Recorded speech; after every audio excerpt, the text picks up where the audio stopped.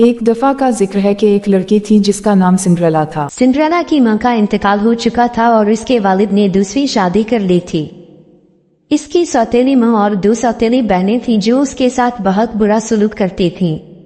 वो उसे घर के सारे काम करने पर मजबूर करती और उपदेश व आराम से जिंदगी गुजारती थीं। सिंड्रेला बहुत मेहनती और नेक दिल थी, लेकिन इसकी सौतेली मां और बहनें हमेशा उसे तंग करती थीं। वो उसे अच्छे कपड़े पहनने नहीं देती थीं और उसे हमेशा पुराने और गंदे कपड़ों में रखा जाता था।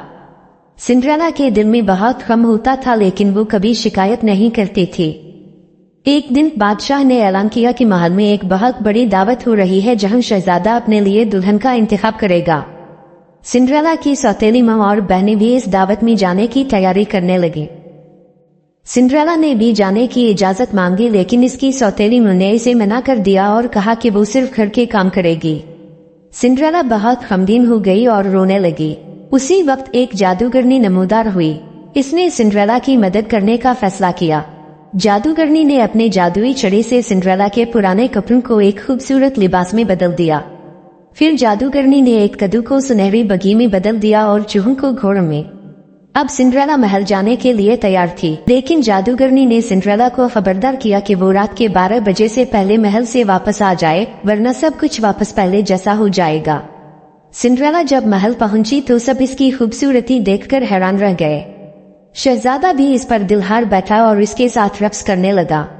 सिंड्रेला के सौतेली बहनों को मालूम नहीं हवा कि ये सिंड्रेला ही है। रात के 12 बजने में चंद मिनट बातें थे जब सिंड्रेला को याद आया कि उसे महल छोड़ना है। वो भागते हुए महल से निकली और रास्ते में इसकी एक जूती गिर गई। अगले दिन शहजादा सिंड्रेला की गुमशुदा जूती को लेकर उसकी मालिक को तलाश करने निकला।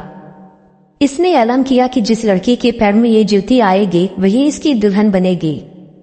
सिंड्रेला की सौतेली बहनों ने भी जूती पहनने की कोशिश की, लेकिन जूती उनके पैर में न आई। आखिर में शहजादा सिंड्रेला के घर पहुंचा। सौतेली मां ने सिंड्रेला को छुपाने की कोशिश की, लेकिन शहजादा ने उसे देख लिया और जूती पहनने को कहा। जूती सिंड्रेला के पैर में बिल्कुल ठीक आई। शहजादा सिंड्रेला को महल ले गया और दोनों की शादी हो गई। सिंड्रेला और शहजादा खुशी खुशी जिंदगी गुजारने लगे। और इन सिंड्रेला की कहानी का इख्तिताम हुआ और वो हमेशा खुश रही।